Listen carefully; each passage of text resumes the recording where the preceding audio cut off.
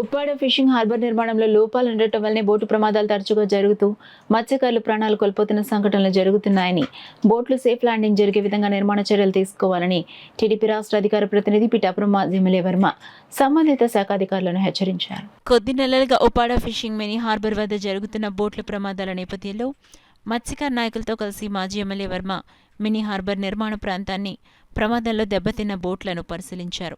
ఈ సందర్భంగా మాజీ ఎమ్మెల్యే వర్మ మీడియాతో మాట్లాడారు.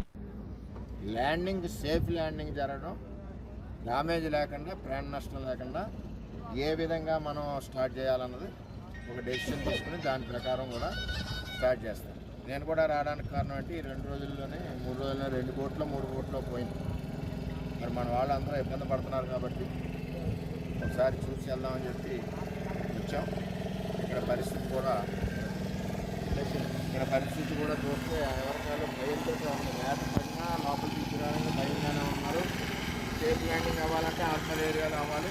హార్బర్ ఏరియా వాళ్ళు రాని దీని మీద డిస్కస్ చేసి ఫైనల్గా డెసిషన్ మరి కళ్యాణ్ గారు మేమందరం కూడా పిలిపించి డెసిషన్ చేస్తాం. కళ్యాణ్ గారు కూడా ఒకసారి చూసి రమ్మని నాకు తెలియజేయడం జరిగింది. ఇవన్నీ చూసి శాశ్వతమైన పరిష్కారం, మనిషి ప్రాణ నష్టం అవ్వకుండా, బోట్లకి ఇబ్బంది లేకుండా ల్యాండింగ్ అయ్యే విధానాన్ని ప్రారంభిస్తామని చెప్పి తెలియజేస్తాం. బ్యాన్ పీరియడ్ అయిన తర్వాత మత్స్యకారులకి వేట మొదలైంది. మౌత్లో ఏదైతే వాళ్ళు మౌత్ ఓపెన్ చేసి ఇచ్చారో అది డెడ్జింగ్ అవ్వక, ఆ యొక్క గట్టుని కొంచెం లోపల ఎక్స్టెండ్ చేయక బోట్లు ఇరిగిపోవడం, మత్స్యకారులు చనిపోవడం, ఒక 2-3 చనిపోయారు. మొన్న 3 బోట్లు డ్యామేజ్ అయినాయి, అందులో ఈ బోట్ ఒకటి. దానికి వీళ్ళు ఏం చేశారంటే మత్స్యకారులు హార్బర్లో ఒక కార్నర్లో ల్యాండింగ్ అవుతున్నారు. ఇది సేఫ్ ల్యాండింగ్. ఇక్కడ అధికారులకి, పోర్టు అధికారులకి కూడా హెచ్చరిస్తున్నాం. మత్స్యకారుల ప్రాణాలు ముఖ్యంగానే మిగిలిన ముఖ్యం కాదు. అంచేత సేఫ్ ల్యాండింగ్ ఏదైతే ఉందో ఆ ల్యాండింగ్ దగ్గర వాళ్ళు దిగాక కొన్ని గంటలు మీరు గేట్లు ఓపెన్ చేయాలి. గేట్లు బంద్ చేసి ఇది చేస్తే లా అండ్ ఆర్డర్ ప్రాబ్లం వస్తే వాళ్ళు తిరగబడితే ఇబ్బంది పడతారని కూడా తెలియజేస్తున్నాం.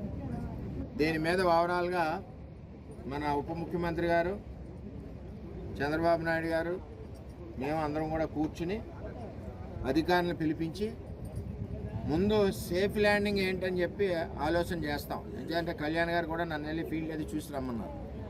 సేఫ్ ల్యాండింగ్ ఏంటి, ముందు మత్స్యకారుల ప్రాణాలకు కానీ బోట్లకు కానీ ఇబ్బంది లేకుండా చూసి దాని నెక్స్ట్ పోర్ట్ నిర్మాణం ఏ విధంగా చేయాలని ఆలోచన చేస్తారు. అందరూ కూర్చుని దాని ప్రకారం వెళ్తే అప్పటి వరకు టెంపరీగా దీన్నే మీరు వాడుకోండి, ఏ ఇబ్బంది వచ్చినా మేము వస్తామని కూడా మత్స్యకార సోదరులందరూ కూడా తెలియజేస్తాం.